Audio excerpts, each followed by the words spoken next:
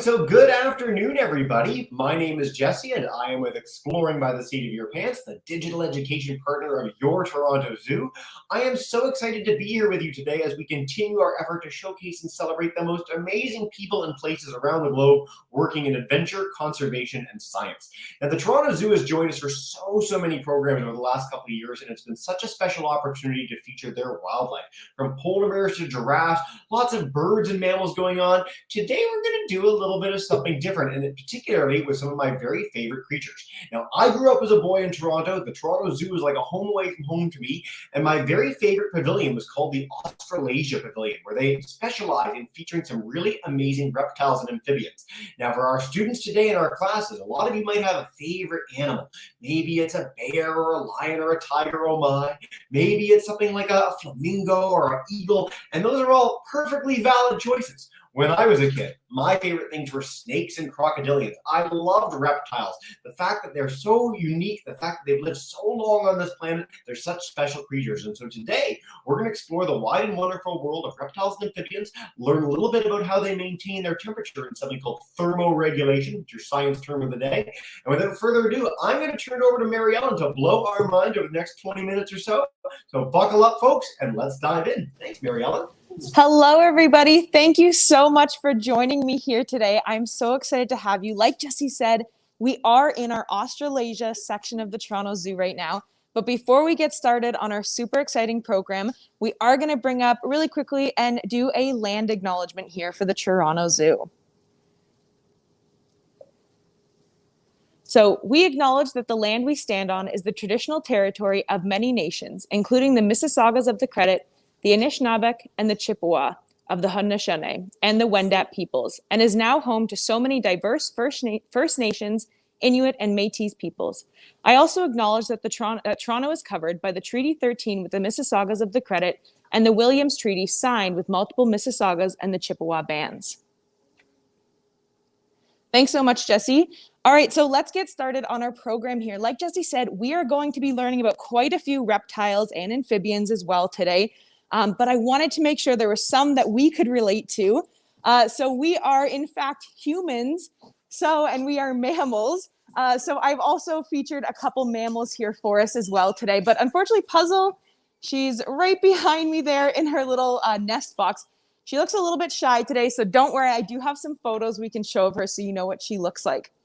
Now, while we go through our program today, I want to test everybody's knowledge who's watching today. We have done so many of these videos in the past 2 years, and we have learned so much together. So I want to see how much we've actually retained and we remember.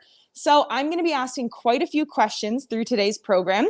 So teachers, educators, parents, children, everybody who's watching, make sure you're near your keyboard and type in your answers.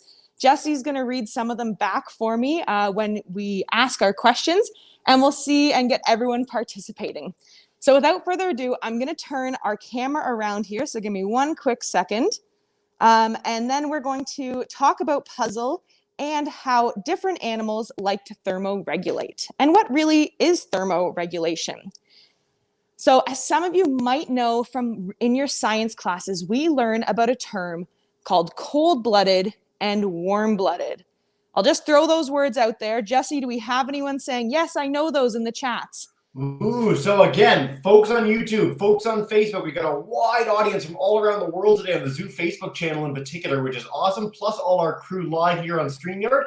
So we've got our classes saying, yes, they're familiar, cold-blooded, warm-blooded. What do we got in the chat?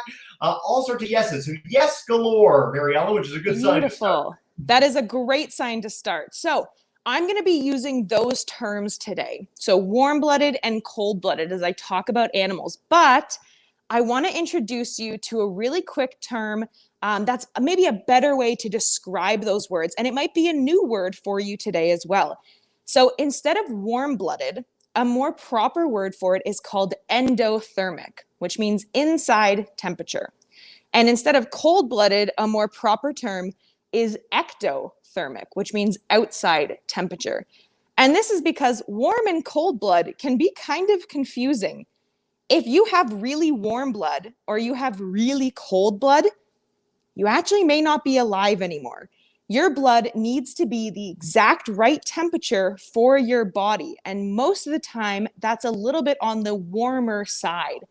But if we get too hot, then we overheat. And if we get too cold, we can get something called hypothermia. So our bodies are designed, and every animal species out there, their body is designed to keep their temperature at the exact right amount for their species. So since Puzzle here doesn't look like she wants to come out, I'll show you a photo of her so you know what she looks like. This is what our tree kangaroos look like. And we'll just keep moving on and go find our next animal friend first to use as our example. So I was saying inside and outside temperature. So animals who are warm-blooded, like humans, we can control our body temperature from within our body. So Jessie, this is where we're going to get people to answer here. Does anybody know what your body does when you get too hot? How does your body help you to cool down when you get really warm as a human? I've gone for a run. It's 30 degrees outside Celsius for our American friends. And I almost gave it away. I'm not going to give it away. This is the problem. Now I'm excited to do question and answer with you. So we've got, fever is an answer from one of our classes. Oh, okay, yeah. Miss Wheatley's class said you sweat. So yeah. I think we might have our answer there. We do, exactly. Your body is going to sweat. Now, same question, but the reverse. What does your body do if you get really, really cold as a human being? It's negative 30 outside now, which here in Canada, we definitely get both of those days. And you're outside, you're building a snowman, and you come inside because you're so cold. What does your body usually do? None of us want to think about building a snowman anymore. Those days are done, Mary Ellen. Yeah. We're nearing the end of March. Come on now. So we've got shiver. Shiver. All our teachers are yelling out shiver. That's beautiful. Awesome. Exactly. Yeah. So that is a way that our body does things for us to keep us at the right temperature. I don't know about any of you, but I can't control when my body sweats. When I get hot, I sweat. Same thing with shivering. If I'm cold, I just start to shiver. Your body does that for you to help keep you alive. Now, these are our bearded dragon friends here, and they are the opposite of humans. So we have one right in front of us, and another one is actually using something in his exhibit right now to help him warm up. And we're going to talk about that in a second. But these guys in front of us are the opposite of humans. They're what's called a cold-blooded or ectothermic species. And what that means is that he can't sweat and he can't shiver. So then we ask ourselves, well, how does he stay at the right body temperature to be alive? And that is he uses his environment. So the spaces around them. Now we're going to take a quick step back here and look at their overall exhibit. And the way that we help them here at the Toronto Zoo is we like to make it as natural as possible and mimic their habitat in the wild. So in the wild, they would be able to find sunny rocks to sit on, or maybe cool shaded dens. And so we've done that right here. This half of the exhibit is the warm half, and this half is the cold half. And the reason I know that is because we have a very bright light up in the corner. Now, this isn't just any normal light bulb. This is a special one that gives off a lot of heat from it. So if I were to put my hand right underneath of it, it would get quite warm. And that light shines down on these rocks and makes them nice and toasty for our little friends in here. So this one here, he's basking in the light. So he's got his head up, tilted. His eyes are actually closed right now. And he looks very content. He's just kind of relaxing, just chilling, hanging out. This one here, he's not under the light, but he's also not over in the cold section.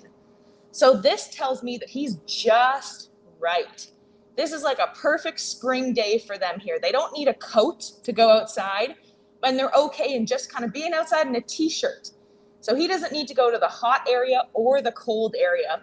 He's just perfect.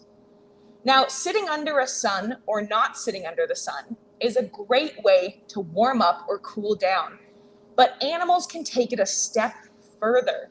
So if we look really closely at his back, you might be able to see that there's a pattern on his back, and he's got a combination of dark spots and light spots. Now, I don't know if we all know this, there's a really fun experiment you can do with ice cubes. So on a really hot summer's day, find a piece of black clothing or cloth and put an ice cube in it outside. And then do the same thing with a piece of white clothing or cloth. And what you're gonna see is that the dark ice cube or the dark clothing melts the ice cube faster. And this is because dark pigmentation or coloring will absorb more sunlight. So having dark spots and patterns all over their body actually helps them to use that sunlight or that heat more effectively or efficiently and warm up faster. So I don't know if you've noticed a trend yet. I know I've only shown 2 animals so far, but our mammal, so just like humans, was our warm-blooded, and our cold-blooded animal was a reptile. We're gonna come over here to our next tank, and this is actually an underwater friend for us, so they're gonna be swimming by. This is a fly-nosed turtle, or fly river turtle, sorry. And I want us to guess, do we think this animal is warm-blooded or cold-blooded? I want to guess that they're adorable to kick us off, as honestly, we've so lucked out with the animal interactions in these zoo programs. Like, I've been at this tank and this does not happen all the time. This is amazing. So, we got a little bit of a mix. Most of our teachers think cold. One of our teachers thinks warm. But I think cold is our overwhelming answer, 80%. Cold, yes, we are correct. This is a cold-blooded or ectothermic animal. So even though they spend most of their time in the water, they are cold-blooded. So they do require the temperature or their environment or home around them to help them with their body temperature. Now, just because animals are so incredibly cool, they can take being warm or cold-blooded to an even further step. And I'm not going to use the scientific words for it because they're quite large. But I'll use kind of the more natural terms for them, and that is little range and big range. So some animals can handle their body being hot and cold, and some animals can only handle their body being one temperature. To give you an example, humans, our body has to stay basically the exact same temperature all the time. Somebody already mentioned earlier in our program, if we get too hot, it's called a fever. So even if we go up 1 degree Celsius in our body, that is considered a fever. And you can get sick from that, or it's a sign of sickness. There are some animals, like a lot of reptiles, because they rely on their environment to help them with their body temperature, they can't control the weather. So maybe they're gonna have a few cloudy days in a row, and they won't have that sun to warm up their water, or maybe their basking light or their rock. So that means that their body can have a range of temperatures that they can be at and still be safe and healthy. And animals like reptiles are a perfect example of this, and amphibians. So think of frogs, turtles, tortoises, snakes, lizards, those kind of animals. Birds and mammals, like humans, often need that one specific temperature to be healthy. Now, a little bit of a funny story here for us is I'll show us above area. This tank is actually in our free flight aviary. So you can actually walk right beside them, just like some of our people friends are doing over there. And the way that we help these turtles to keep their temperature is we do warm and cool the water for them. Now, occasionally the power goes out, or something might break with our cooling and heating system. And one day, their tank did break, and the keepers came in the next morning, and there were no turtles in the tank. They had actually crawled out, which they don't do very often, and were walking on the path in the aviary looking for warmer water to help with their body temperature. So these animals are very smart and very instinctual. They know what they need for their body, and they will go to great lengths to find it. All right, Jesse's definitely right here. These guys have put on a show for us. So we're going to keep going and go find our next animals to do a little comparison with. So this is our reptile wall here at the zoo. So in this exhibit, oh, this is a perfect comparison here. We actually have a few other turtles. So these are called red-bellied, short-necked turtles. And you can see that they do have water. This is where they'd go if they want to cool off. So here's our one friend down there swimming. But we can also see that there's two of them up on land here. So that tells me that they're looking to get a little bit warmer, because if we look, we can see their basking light right there. Now, another creature that's also in this exhibit is called a black tree monitor. And they're actually all taking a little nap. Turtle, black tree monitor right there. I think that could be a new game to replace Duck, Duck, Goose. They are all taking a nap right next to each other here and warming up with their light. Now, there is another reason that reptiles will go towards a basking light or towards the sun. Does anyone want to try and guess? Not just to warm up overall, but why do we think they might also go near their light? I don't know. That's fascinating. By the way, turtle, black monitor would be an interesting game. We can try that with our classes later today. If you want to throw in the chat, other than just getting warm, is there a reason why you want to hang out near our light? Oh, we've got this gorgeous snake coming right up to the camera again. It's just unbelievable. So you're not getting anyone with this one so far. Oh, for safety, maybe stay near the That's interesting. Okay. Yeah, I like that. That's our only answer so far. You might have stumbled. Okay. Maybe I'll give some clues here first because I want to see if we can get it. So I want everyone to imagine you've just finished like a really big meal. You've just eaten a lot of food, like a delicious meal, big dinner. Do you really want to go and run a marathon after that? Or do you think you want to curl up and be cozy? What do we think our thoughts on? So as your clues are coming in, we're getting more opportunity or people coming in with answers. We've got laying eggs, help them lay eggs, to metabolize calcium. That's interesting. Oh, very specific. I like it. Be cozy, and then to help digest. Yeah. Oh my goodness. Oh. Wow. This was a perfect time. That was a great yawn right there from our snake. That was probably the best snake encounter there I've ever just had in my 6 years of being at the zoo, everybody. So that was wonderful. I've never actually seen them do that.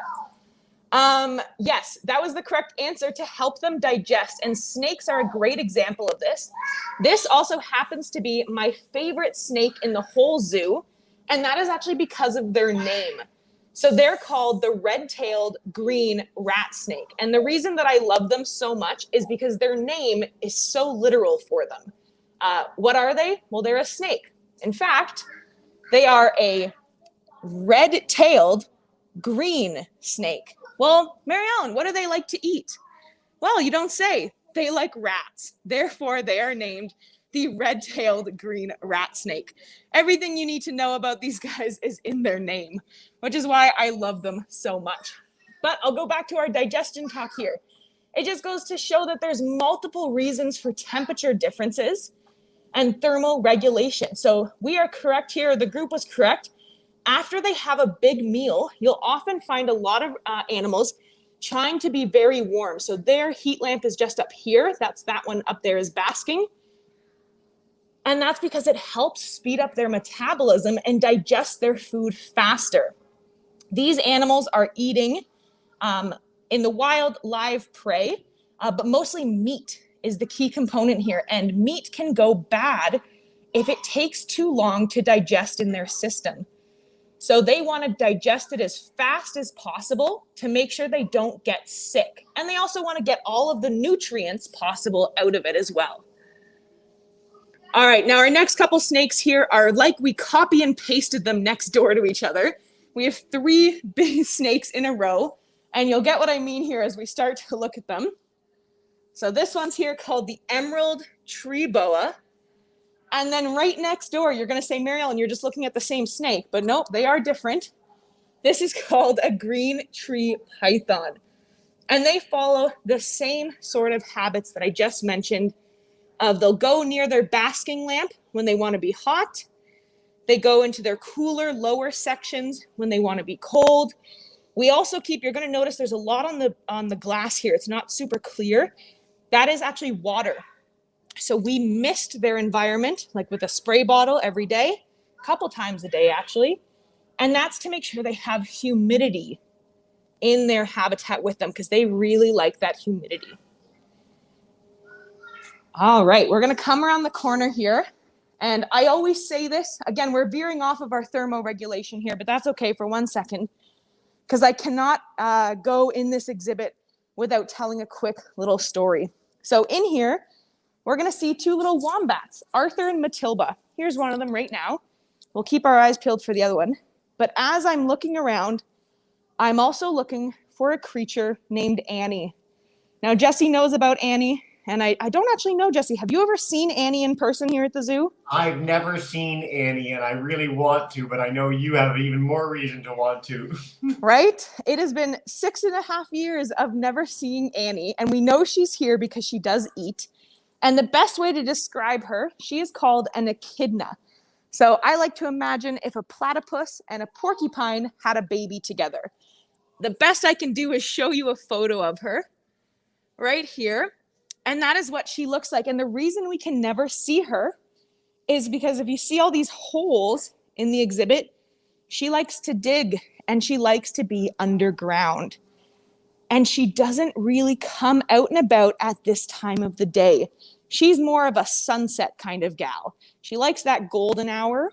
And so she's not going to be out. She's going to be sleeping right now. But animals like our wombats, they're going to be out and about right now, and then they sleep more during the night. Now, it's kind of an interesting topic to think about a mammal going underground. But it really makes sense. We know of a lot of snake species and animals during the winter will go underground in cold climates like here in Canada. And they do this to escape the really cold weather. And that's because as you go underground, the temperature becomes more consistent or constant. So they don't have to worry about -30 weather or +30 weather. It's going to stay more neutral for them. So that's why it's a safer place for them to be, is underground. Now, my last really cool thing here, and then we're going to go see our big boy animal over in the corner. One of our last animals we're going to talk about today is the wombat is super special for a couple reasons. One, they are a mammal who has a pouch. So think of a kangaroo, like our tree kangaroo we met earlier puzzle. They have a little pouch to keep their babies in, which is really cool. And that's how they help keep them safe. But the other really cool thing is they are a mammal, which means, what are they? Are they warm or cold-blooded? Let's all do a little quick reminder here. They're a mammal. Our mammal. While we're waiting for the answer to come in, I will note that a group of wombats is called a wisdom, and it's one of the great names in the entire animal kingdom. So thank you for that, world. Warm-blooded. You got it. You've inspired them all, Mary Ellen. They know. I love it. There we go. We are warm-blooded. So they are a warm-blooded animal, but their babies are not. So when animals who are marsupial, so they have a pouch. Oh, he's actually going outside now for us.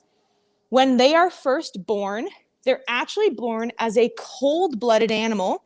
And then after they go into their mother's pouch and emerge a few months later, that's when they're a warm-blooded animal. So it's really cool. They actually change between being warm-blooded and cold-blooded throughout their lives, which I think is just an incredible adaptation for them. It's just so cool. All right, now our last animal we're going to be talking about kind of in depth today is Keelat. He is our Komodo dragon here at the Toronto Zoo. And his exhibit is, again, a really great example of how we try and mimic a natural habitat. So we can see here, he's got water to cool off in if he needs it. They can swim also. So they are pretty decent swimmers, actually. And then up, it's a little bit hidden, but 1, 2, 3, 4 in a row there, he's got his heat lamps. And that's why he's sitting right there, because he's either trying to warm up or as we learned, he might be digesting a meal. So he's chilling underneath of his heat lamps right now. Alrighty, I think that brings us to the end of our main portion here today of our video. So we're going to hand it over. So if you have any questions about the animals we learned here today, or any other questions about the zoo, it's time to ask them. I love answering questions.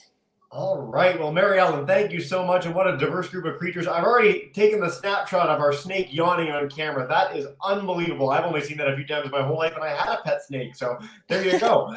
We've got groups joining us from around the world today. Our first person joining us on Facebook talking about the fact they're in Germany today. So an international audience for our Zoo program. Welcome in, everybody. So please feel free to share those questions in the chat. We are going to go to our live class to kick us off today. So I want to start with Miss Charuri's class. They're joining us in Oshawa, Ontario today. Miss Charuri, if you want to unmute your microphone, come on up. All our teachers can keep their mics unmuted as we dive in with Q&A. But let's head to the class there. Hi, guys. Keep that mic unmuted, and you're good to go to kick us off. Oh, just right on the bottom of your screen. You don't need to type in the chat. Come on live. Better that way. I'll come back to you guys in 2 quick seconds. Teachers, keep your mics unmuted, okay? It'll mean we can go through Q&A way faster together. Let's go to Good Shepherd, Miss Benoit's class. Come on in and take us away. Hey! What's the turtle that you showed us a spiny soft shell? Oh, could you repeat that one really quick? What's the turtle that you showed us a spiny soft shell? Yeah. Oh, good question. So the 2 turtles that we saw a red-bellied turtle, and then we met a fly river turtle as well. While they are kind of a soft shell turtle, they weren't the spiny soft shell. Okay. Perfect first question. All right. Mary Ellen, your mic's muted now too. This is half the fun of video broadcast. Everyone's mics have to be muted at some point during the session. Let's go to our 2nd Street Junior Middle School, Mr. Falconer's class. Welcome in, guys, in Toronto. If you guys have a question for us, come on up. Hey.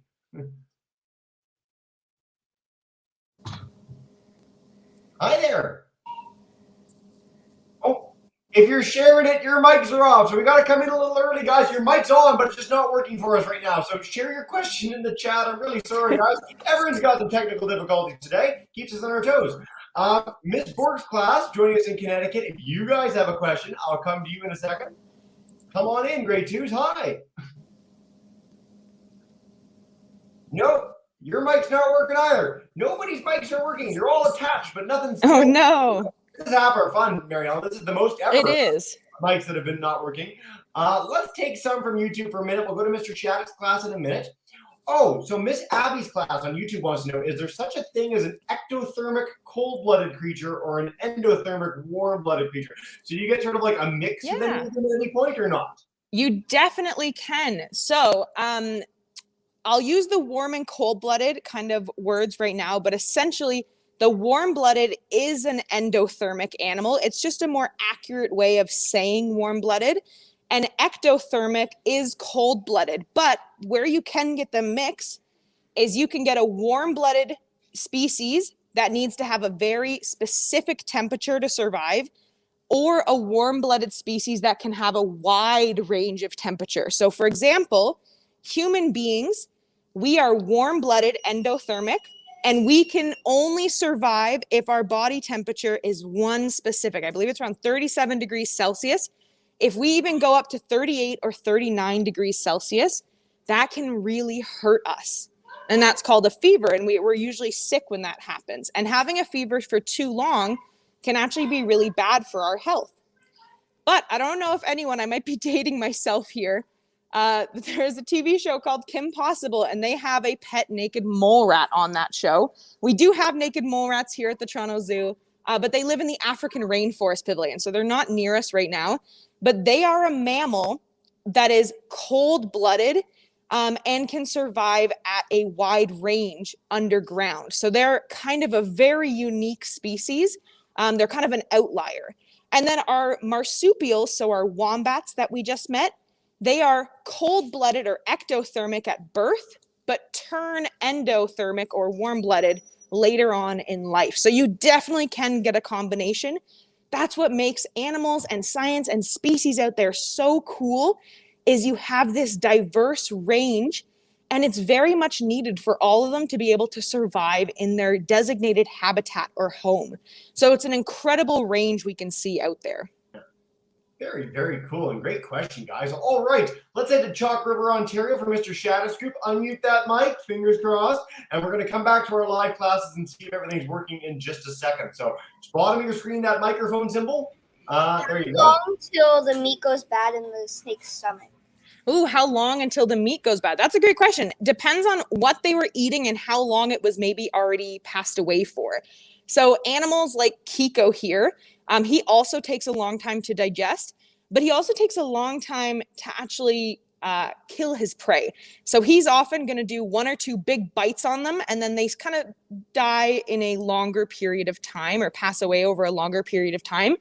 But he's got a really hardy stomach. So he's also kind of known, his affectionate nickname is the garbage disposal of the animal world. And so he's able to pretty much eat anything and not be harmed, even if it's gone bad. But an animal like a snake that we met who was yawning earlier, it can go bad in their stomach, even just like after a day or so. So they really want to be able to digest it and get through their system. They actually have like a shorter intestinal system than humans do, not just because they're smaller than us. We have a longer one because we also are absorbing plant material as well, and that takes longer to digest in your stomach. Animals who are only eating plants have very long intestines, and animals who are just eating meat have very short intestines. Interesting. We've gotten into the digestion part of the body. Yeah.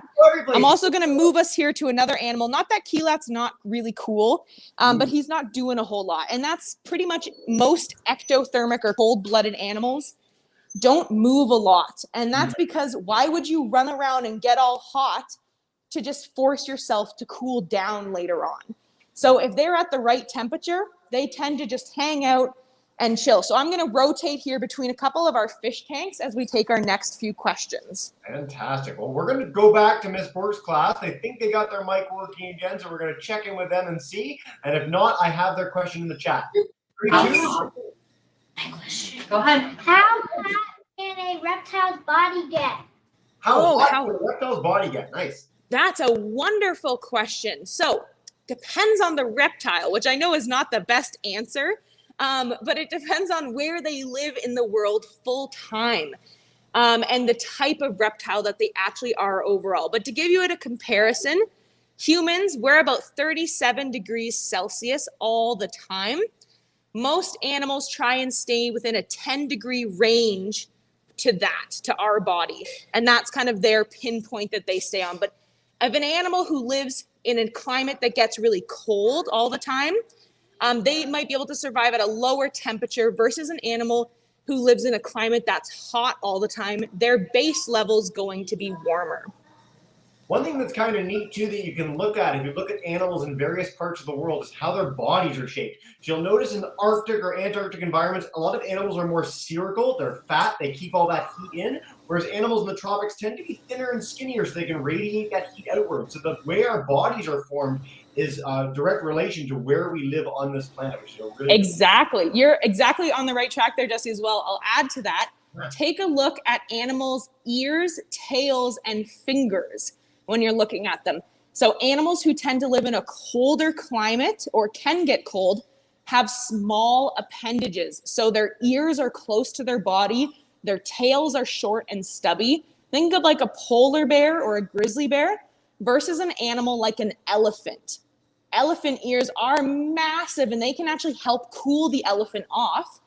And a polar bear's ears are quite tiny because what they're trying to do is keep those important parts of their body close to the center. Like Jesse was saying, they're very big, round, and they stay warm. So they want all of their important bits of their body to be close in so that they stay nice and toasty warm. Nice. And by the way, you've gotten some very excited kid fans in the background as you're showing these seahorses. So way to go. Let's head to Mr. Faulkner's class. Let's see if the mic works now. Why are the turtles' noses like bigger than normal turtles? Oh, very good question. Yeah, so you might have noticed when we met our turtles earlier, They actually had a similar nose that kind of looks like our seahorses do now, and they have them for different reasons though. But our turtles have them like that because they're actually still breathing air the way you and I do. They can just hold their breath for an incredibly long time. So they are a reptile, and they use lungs and their noses to breathe air around them. So they have to come up to the surface every once in a while and take a big breath in. But they're also a prey animal. So that means they can be eaten by other things. And if you're a big old turtle and you go up to the surface to take a breath, something might see you and go, I want you for dinner tonight. So to help that, they use their really kind of tiny little nose, just like these guys have here in front of us, and they just stick the top of their nose up above the water. That way they're not seen, and they can stay safe and sound when they are in the water swimming. Great question, guys. All right, we're going to head to our Oshawa classes in just a second, but I love this question from our Facebook friends. So Janet wants to know, do monotremes switch between ecto and endothermic? And Mary Ellen, you can explain what a monotreme is. Oh, that's amazing. I love that. So a monotreme is a really cool type of mammal, and Annie is actually also a monotreme. I'll give her some more credit here, even though we've yet to see her. Maybe someday she'll hear that I talk about her so much. She'll come out and say hi to me. Annie, who we saw earlier, and platypuses as well, or platypi, are monotremes, and they are mammals who lay eggs. So a way that we can classify different animals is the type of birth that they have. And there's three main types. There's a live birth, like humans. So our babies are born and they're just out and about in the world. There's an egg birth, like many reptiles or birds. They have to come out of an egg. And then there's a egg live hybrid that some snakes do, where the baby starts off in an egg, hatches inside the mom, and then is a live birth after that. Animals, I believe garter snakes do that as well. So a monotreme is a mammal who lays eggs, which is very rare. There's only two types that do that. And that's a great question if they start off ectothermic and go endothermic later on in life. I can't say I've researched that. So Jesse, if you're able to Google it for us real quick, if you have the answer. I'll try and find that before our next question, but that is a good one. To my knowledge, they're warm-blooded throughout their entire lives, but I could be wrong about that, so we'll stay tuned. For now, let's head to our Oshawa class. Miss Wheatley's first, and then Mr. Aruri, we're coming to you next. Miss Wheatley's class. Hi, guys.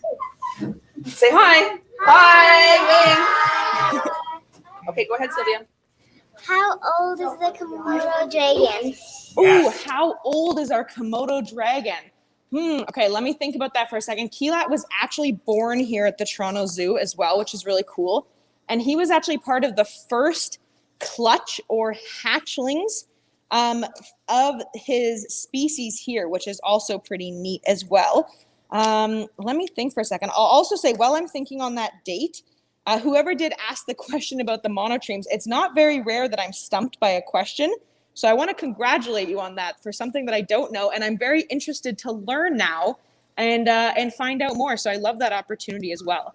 So Keelat was born in 2004, I believe. So that makes him, we'll do some quick maths here. I believe that makes him around 16 or 18 years old. I might have done that math incorrectly. It's always astonishing that people or Komodo dragons born in 2004 would be 18 now. It's kind of terrifying all at once. But by the way, on the debate about ectotherms, this is literally like a scientific debate. Like there's a University of Berkeley thing talking about the fact that they're quite different than some other mammals. So platypus and echidna are very weird. They're the most diverse group or the most distinct group of mammals from every other mammal in the world. Even marsupials, even the things that have babies in pouches, are closer to us than monotremes are. So they've got a lot of weird things going on. Platypus are poisonous too, which is one of the only poisonous mammals in the world, or venomous mammals in the world. So very, very neat things. Great question, guys. All right, Mr. Aruri's class, and we're going to take a few from YouTube. But for classes that have more questions, you will be able to share them with us after the fact. We're going to make up a Padlet for you and share that link with you after the broadcast is done. But Mr. Aruri's class, come on in and go for it. Can you hear us? Yeah, we're great. All right. Nathra here has a question, but she wants me to ask it for her. On the back top of this seahorse, there was a part of their body that was moving. We wondered what that was called. Oh, yeah, of course. So let me head back over to our seahorses over here, and we can take a quick look at one up close. So let's take a look here at the little part. So the little bit on their back that's moving, that's actually one of their fins to help them move around. So seahorses are not great swimmers, but they can swim well enough to get them around their habitat. So that back fin that they have, it moves around like that, and that gives them a little bit of momentum or push. It would just be like us kind of kicking our feet in the water. That's what that fin does for them. They are shockingly fast when they want to be, when they want to strike, so to speak. So if they're hunting food, I don't think we got the chance to see that today because they're not doing food in the tank. But seahorses are remarkably quick when they want to be, but that keeps them it's a low energy usage to move through the water, much less so than moving big fins or anything like that. Great question, guys.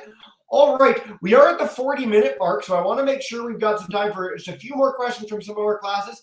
2nd Street Junior Middle School, if you want to come in, and we'll wrap up with Miss Benoit after that, and I'll make sure everybody else has a Padlet to share questions on a virtual whiteboard when this broadcast is done. So Mr. Faulkner's group, come on in and take us away. 5, 6, 7. We had a student who asked how long the Komodo dragons live for. Yeah, how long do they live permanently? How long do they live? Oh, great question. Yeah. So there is some difference for some species of animals on living in captivity versus in the wild. So some species can do better in captivity, some can do better in the wild. At places like the Toronto Zoo, we do have a full team of vets here and nutritionists and keepers who are kind of watching them all the time. So we are able to help them potentially live longer here with those resources. But on average, you're going to see a Komodo dragon live between 30 and 50 years, which is pretty cool and quite a long lifespan for them. So yeah. Keelat is I'd say he's like a young adult right now, if we are comparing him to humans. Having his moody teen years, our Komodo dragon friend. Let's head to one last question live, and then I do want to note and bring up on the broadcast for everyone. So we are going to have a Padlet, which is a virtual whiteboard. So if you guys have questions, if you're on Facebook, YouTube, our live classes, you want to ask more about thermoregulation, some of our reptile or cool animal friends today, maybe these jellyfish that Mary Ellen is beautifully ending with, you can share all those questions on that Padlet link below. But let's wrap up with Miss Benoit's class. Welcome in Cordis to end off our broadcast. Take us away, guys. Oh, Miss Benoit, can you repeat that? She asked, does a Komodo dragon have poisonous spit? Does poisonous spit? Does a Komodo dragon? Oh, I like it. This is a good one. So this was a question that was debated for a very long time in the scientific community, much like the monotremes and our marsupial friends, who we also met today. So they're not poisonous, but they are venomous. So they do have a venom. They also have a lot of bacteria in their saliva or in their spit, in their mouth, that can cause a lot of damage. So they are a venomous animal, and they also do have a lot of bacteria. So they're kind of a double threat if you think about it like that. That's so funny. It's been a while since I've heard this question scientifically, and I like that the conclusion was not one or the other, but both. Yeah. That's what they came to. It's a lizard that can get to be 10 feet long. It's the apex predator where it lives, and it's got a venomous and deeply infectious bite. So It's not something you particularly want to tangle with, but one of the most extraordinary animals on this planet. Exactly. Either way, I don't want to be with them. Want to be on the boardwalk above them as you see them. Yeah. Mary Ellen, this has been so much fun. Time flies as you're having fun, so we are nearing the end of the broadcast. Before we bring in our class to say a big thank you and goodbye, is there any final message you want to share with all our teachers today? I do, in fact. So if you really enjoyed meeting our animals today and wanted to learn a little bit more about them, I encourage everybody to go check out the Toronto Zoo and the Exploring by the Seat of Your Pants YouTube pages. We have done so many videos, I think about 40 or so over the last 2 years, where we go about the zoo and learn all about our creatures that we love so much. So I encourage you to go watch any of those, tune into our future ones that we do, as well as something very exciting. I know Keelat wasn't doing a whole lot today for us, but he is an incredible mover and a very cool species to watch. And we have a partnership with something called Zoo Life. And what you can do is if you go to the Toronto Zoo website, we actually have a live webcam on Keelat, as well as our new baby giraffe right now as well. It's live today until 4 o'clock. And sometimes when you're watching those cameras, you can actually see and meet a volunteer from the Toronto Zoo, and they'll talk to you about those animals as well. So head over there. You can watch his live cam and check out what he does throughout the day. Maybe he'll be swimming, maybe he'll be eating, or maybe he'll be basking. So I encourage everyone to go see that. It just went live today, which is really exciting. Very, very exciting. Well, I brought up the Toronto Zoo site for anyone who wants to check that out. So many other resources highlighting all their amazing conservation work as well. And Zoo Life really is an incredible program. We've had the chance to talk with them before as well. So check that out for links on the Komodo dragon, all the other amazing animals that they feature. Mary Ellen, this has been so much fun. As you know, we end every broadcast. I'm going to bring in our teacher friends to say a big thank you before we wrap up for the day. Again, if you have more questions, check out that Padlet link, everybody. But for now, Miss Wheatley's class, Mr. Harper's class, Miss Benoit, Mr. Fulmer.